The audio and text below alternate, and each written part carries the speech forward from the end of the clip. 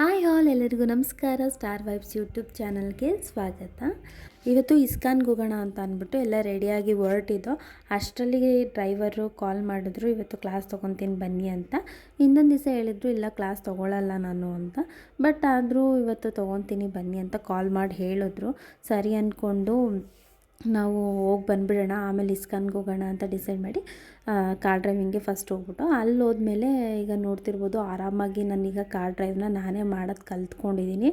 First ಅವ್ರ support ಬೇಕಿತ್ತು, steering control ಎಲ್ಲ ಸಿಗ್ತಿರಲಿಲ್ಲ. ಈಗ ಆರಾಮಾಗಿ ಒಂದು ಸ್ವಲ್ಪ ಸ್ಟೇರಿಂಗ್ ಕಂಟ್ರೋಲ್ ಎಲ್ಲ ಆರಾಮಾಗಿ ಮಾಡ್ಕೊತೀನಿ.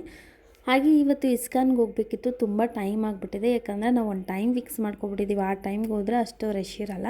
ಬೇರೆ ಟೈಮ್ಗೆ ಹೋಗ್ತೀವಿ ಅಂತಂದರೆ ತುಂಬ ರಶ್ ಆಗಿಬಿಡ್ತಾರೆ. ಅದರಲ್ಲೂ ಈಗ ಸಾಟರ್ಡೇ ಸಂಡೇಸ್ ಅಂತೂ, ಈಗ ಅಂತಲ್ಲ ಫಸ್ಟಿಂದ ಸಾಟರ್ಡೇ ಸಂಡೇಸ್ ತುಂಬ ರಶ್ ಇರ್ತಾರೆ. ಮೊದಲೆಲ್ಲ ಇವರು ಗುರುವಾರ ವೀಕ್ಲಿ ಆಫ್ ಸಿಗ್ತಿತ್ತು, ಸೊ ನಾವು ಗುರುವಾರ ಹೋಗ್ತಾಯಿದ್ದೋ, ನಮ್ಗೆ ಅಷ್ಟಾಗಿ ಗೊತ್ತಾಗ್ತಿರ್ಲಿಲ್ಲ. ಇವಾಗ ಸಾಟರ್ಡೇ ಹೋಗೋದ್ರಿಂದ ತುಂಬಾ ರಶ್ ಆಗಿರುತ್ತೆ. ಸೊ ಬೇಗ ಹೋಗಬೇಕು ಅಂತ ಅಂದ್ಕೊಂಡು ಹೊರಟಿದ್ದೋ, ಬಟ್ ಆಗಲಿಲ್ಲ. ಏನೇನು ಮಾಡೋದು, ನಿಧಾನಕ್ಕೆ ಹೋಗೋಣ ಅಂತ ಅಂದ್ಕೊಂಡು ಹೋದೋ. ಅಲ್ಲಿ ಎಲ್ಲ ಆದಮೇಲೆ ಇಸ್ಕಾನಲ್ಲಿ ನಮಗೆ ಇದೊಂದು ಬ್ಯಾಗ್ ಕೊಟ್ಟರು. ಈ ಬ್ಯಾಗಲ್ಲಿ ಏನೇನಿತ್ತು ಅಂತ ಅಂದರೆ ಒಂದು ಬುಕ್ ಇತ್ತು, ಹಾಗೆ ಚಕ್ಲಿ ರೌಂಡು ಅಂದರೆ ಹಗ್ಳ ಇತ್ತು ಸಖತ್ತು. ಅದೊಂದು 4 ಚಕ್ಲಿ, ಆಮೇಲೆ ಊದು ಕಡ್ಡಿ, ಆಮೇಲೆ ಲಾಡು ಅಂದರೆ ಬೇಸನ್ ಲಾಡು ಅಂತ ಅಂತಾರಲ್ಲ ಆ ರೀತಿ ಅಂತ ಅನಿಸ್ತು ನನಗೆ. ಅದೊಂದು ಬಾಕ್ಸ್ ಲಾಡು ಕೊಟ್ಟಿದ್ದರು. ಹಾಗೆ ರಾಧಾಕೃಷ್ಣದು ಒಂದು ಫ್ರೇಮ್, ಒಂದು ಚಿಕ್ಕ ಫೋಟೋ ಕೊಟ್ಟಿದ್ದರು.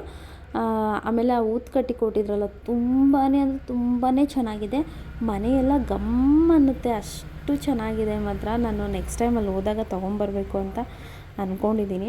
ಹಾಗೆ ಇಸ್ಕಾನ್ ದೇವಸ್ಥಾನಕ್ಕೆ ಯಾರೆಲ್ಲ ಹೋಗ್ತೀರಾ, ಅಲ್ಲಿ ಊಟ ಕೊಡ್ತಾರೆ, ಊಟ ಮಾಡ್ಕೊಂಬನ್ನಿ. ಎಷ್ಟೊಂದು ಜನಕ್ಕೆ ಗೊತ್ತೇ ಇಲ್ಲ.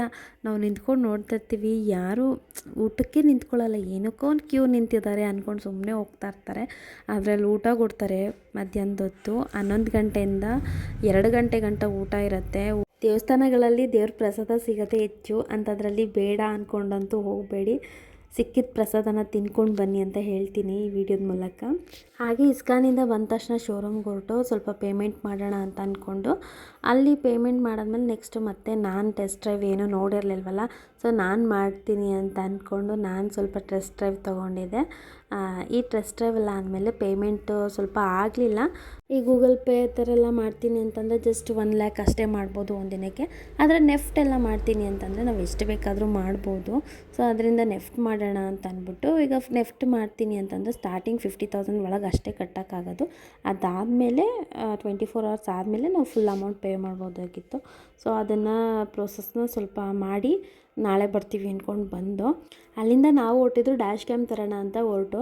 ಆದರೆ ತುಂಬಾ ಟ್ರಾಫಿಕ್ ಆಗಿತ್ತು. ಅರ್ಧ ರೋಡ್ ಗಂಟೆ ಹೋಗ್ಬಿಟ್ಟು ನಮ್ಗೆ ತುಂಬಾ ಟಯರ್ಡ್ ಆಗಿತ್ತು. ಸೊ ಇವತ್ತು ಹೋಗಿ ನಾವು ಸೆಲೆಕ್ಟ್ ಮಾಡಿ ತೊಗೊಂಬರೋಕ್ಕಾಗಲ್ಲ ಅಂತ ಅಂದ್ಕೊಂಡು ರಿಟರ್ನ್ ವಾಪಸ್ ಮನೆಗೆ ಬಂದುಬಿಟ್ಟು ನಾಳೆ ಎದ್ದು ಹೋಗೋಣ ಅಂತ ಅಂದ್ಕೊಂಡು, ಅದೇ ರೀತಿ ಇದು ಕಂಟಿನ್ಯೂಷನ್ ವೀಡಿಯೋ ಆಗಿರುತ್ತೆ. ಇದು ನಾಳೆದು. ಈ ಕಾರ್ ಆ್ಯಸಸರೀಸ್ ಎಲ್ಲ ನಮಗೆ ಈಸಿಯಾಗಿ ಸಿಗೋದು ಅಂದರೆ JC ರೋಡಲ್ಲಿ. ಹಾಗೆ ನಾವು ಇಲ್ಲಿ ಯಲಹಂಕದಲ್ಲೂ ವಿಚಾರಿಸ್ತೋ. ಈಗ ನಾವೇನು ನೋಡ್ತಾ ಇದ್ದೀವಿ ಡ್ಯಾಶ್ ಕ್ಯಾಮು, ಇಲ್ಲಿಗೂ ಅಲ್ಲಿಗೂ ನಮಗೆ ಆಲ್ಮೋಸ್ಟ್ 4,000 5,000 ಕೆಲವೊಂದು 2,000 ಇಷ್ಟು ರೇಟು ಡಿಫ್ರೆನ್ಸ್ ಅನಿಸ್ತು. ಸರಿ, ಅದಕ್ಕೆ ನಾವು ಬೇಡ ಅಲ್ಲೇ ಹೋಗಿ ತೊಗೊಂಬಂದ್ಬಿಡೋಣ JC ರೋಡ್ಗೆ ಅಂತ ಅಂದ್ಕೊಂಡು ಫೈನಲಿ ನಾವೀಗ JC ರೋಡ್ಗೆ ಹೋಗಿದ್ದೀವಿ. ಚೇತನ್ಗೆ ಅವ್ರಿಗೆ ಯಾವ್ದು ಬೇಕು ಡ್ಯಾಶ್ ಕ್ಯಾಮ್ ಅದನ್ನು ನೋಡಿಕೊಂಡು ಸೆಲೆಕ್ಟ್ ಮಾಡ್ಕೊಂಡು ತೊಗೊಂಡ್ರು. ನನಗಿದ್ರ ಬಗ್ಗೆ ಎಲ್ಲ ಅಷ್ಟಾಗಿ ಐಡಿಯಾ ಇಲ್ಲ.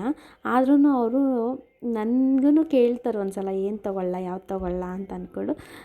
ಇದು 4HD ಇದೆ ಕ್ಯಾಮ್ರಾ ಅಂತ ಅಂದ್ಕೊಂಡು, ಸೊ ಇದನ್ನು ಫೈನಲ್ ಮಾಡಿದ್ರು ಅವರು. ಚೇತನ್ಗೆ ನಾವು ಕಾರ್ ತೊಗೊಂಡಿದ್ದ ತಕ್ಷಣ ಡ್ಯಾಶ್ ಕ್ಯಾಮ್ರಾ ಫಿಟ್ ಮಾಡಬೇಕು ಅನ್ನೋದು ಆಸೆ. ಯಾಕಂತಂದರೆ ಸೇಫ್ಟಿ ಮುಖ್ಯ ಅಂತ ಅಂದ್ಬಿಟ್ಟು ಅವ್ರು ಜಾಸ್ತಿ ಸೇಫ್ಟಿ ನೋಡ್ತಾ ಇರ್ತಾರೆ. ಇನ್ನು ಮಿಕ್ಕಿದ ಆ್ಯಸಸರೀಸ್ ಎಲ್ಲ ಆಮೇಲೆ ಹಾಕಿಸ್ಕೊಳ್ಳೋಣ, ಫಸ್ಟ್ ಡ್ಯಾಶ್ ಕ್ಯಾಮ್ ಒಂದು ತೊಗೊಂಡೋಗಿ ಹಾಕಿಸ್ಕೊಳ್ಳೋಣ ಅಲ್ಲಿ ನಿಯರ್ ಬೈ ಎಲ್ಲಾದ್ರೂ ಅಂತ ಅಂದ್ಕೊಂಡು ಡ್ಯಾಶ್ ಕ್ಯಾಮ್ನ ತೊಗೊಂಡು ಹೋಗ್ತಾಯಿದ್ದೀವಿ.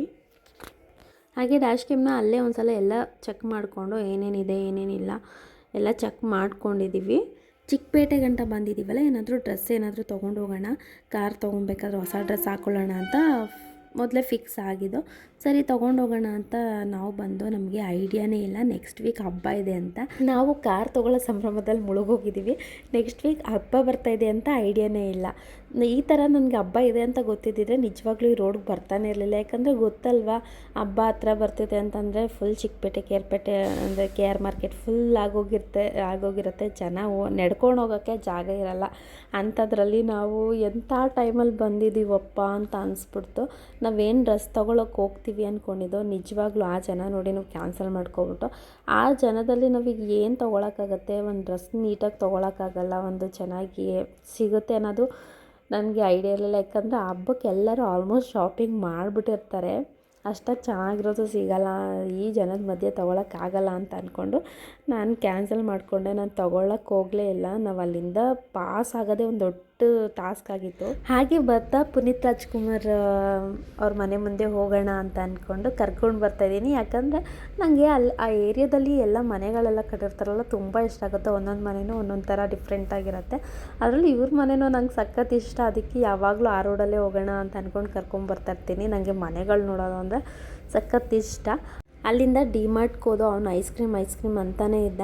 ಸರಿ ಅವ್ನಿಗೆ ಐಸ್ ಕ್ರೀಮ್ ಕೊಡಿಸ್ಬಿಡೋಣ ಅಂತ ಅಂದ್ಕೊಂಡು ಅವ್ನಿಗೆ ಐಸ್ ಕ್ರೀಮ್ ಎಲ್ಲ ತಿನ್ನಿಸ್ಕೊಂಡು ಮನೆಗೆ ಹೋಗಿ ಸ್ವಲ್ಪ ರೆಸ್ಟ್ ಮಾಡಿ ಆಮೇಲೆ ಸ್ವಲ್ಪ ಬಟ್ಟೆ ತೊಗೊಂಬರಕ್ಕೆ ಹೋಗೋಣ ಅಂತ ಅಂದ್ಕೊಂಡು ಡಿಸೈಡ್ ಮಾಡ್ದೋ. ಅದೇ ರೀತಿ ಮನೆಗೆ ಹೋಗಿ ರೆಸ್ಟ್ ಮಾಡಿ ಬಟ್ಟೆ ತರೋಣ ಅಂತ ಹೋದೋ. ಚೇತನ್ನು ಟ್ರಯಲ್ ಮಾಡಿ ನೋಡ್ತಾಯಿದ್ರು ಡ್ರೆಸ್ಸಸ್ನ. ಹಾಗೆ ನಾನು ಈ ಕಡೆ ಎಲ್ಲ ಶೂಸ್ ಎಲ್ಲ ಬೇಕಾಗಿತ್ತು, ಸ್ಲಿಪ್ಪರ್ ಎಲ್ಲ ಅದನ್ನೆಲ್ಲ ನೋಡ್ತಾಯಿದ್ದೆ.